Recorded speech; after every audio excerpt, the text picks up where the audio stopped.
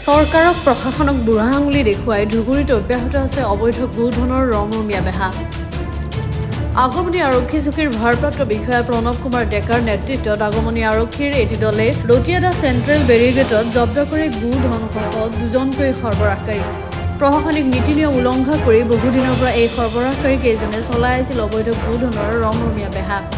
যোৱা নিশা AS16A0551 নম্বৰৰ বিলাসী বাহনেৰে পশ্চিমবংগৰ পৰা ধুবুৰী অভিমুখে আহি থাকোঁতে আগমনী ৰতিয়াদাহত আগমনী আৰক্ষীয়ে গৰুসহ আটক কৰিবলৈ সক্ষম হয়। তথ্য অনুসৰি পৃথকে আৰক্ষীৰ জালত পৰা গোমাফিয়া 4জন ক্ৰমে পলাশকান্দিৰ জাহাংগীৰ আলম, ধুবুৰী ছাগলচৰৰ মুফাজ্জল হক, ধুবুৰী মতিৰচৰৰ ফাৰহান আৰু তামাৰহাটৰ আব্দুল আজিজ শেখৰৰ 23 বছৰীয়া পুত্ৰ আনিজুৰ ৰহমান। গোমাফিয়া কেইজনক আজি আগমনী আৰক্ষীয়ে জেইল হাজতলৈ প্ৰেৰণ কৰে।